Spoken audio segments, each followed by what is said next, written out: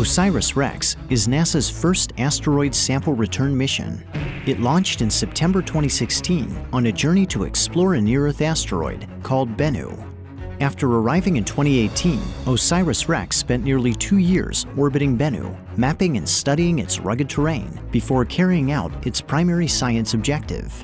On October 20th, 2020, the spacecraft ventured to a small crater in the asteroid's northern hemisphere. It dodged jagged rocks and towering boulders and plunged its arm into the loose surface, excavating 6 tons of debris while collecting about 250 grams of material. OSIRIS-REx stowed its bounty and closed its sample return capsule. It bid farewell to Bennu in May 2021, embarking on a 1.2 billion-mile cruise back to Earth. Now, 2 years and 4 months after leaving Bennu, OSIRIS-REx is closing in on the place where its journey began. On September 24th, the spacecraft will approach to nearly 63,000 miles from Earth. It will power up and release its sample return capsule at 4:42 a.m. Mountain Time.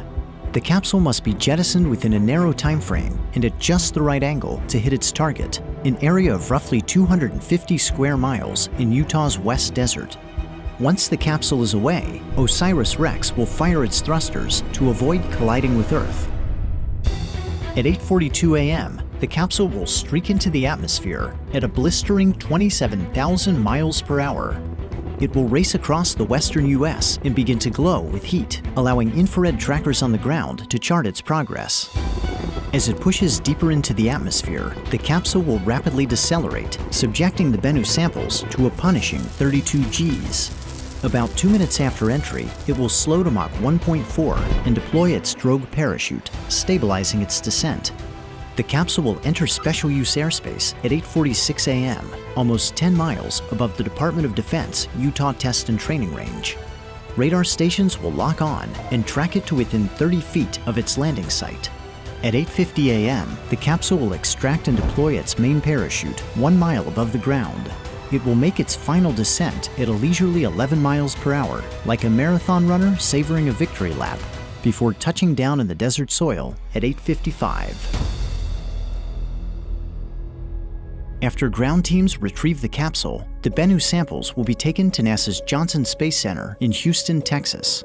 The sample canister will be opened in the Astromaterials Acquisition and Curation Facility, and the samples will be curated, distributed, and studied for decades to come.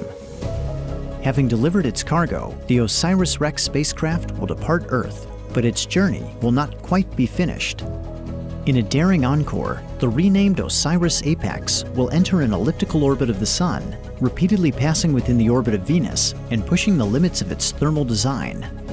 Beginning in 2029, it will chase down and investigate Apophis, a 1,200-foot stony asteroid destined to make an exceptionally close flyby of Earth. After 13 years in deep space, at the start of a new decade alone on a new world, the journey will continue.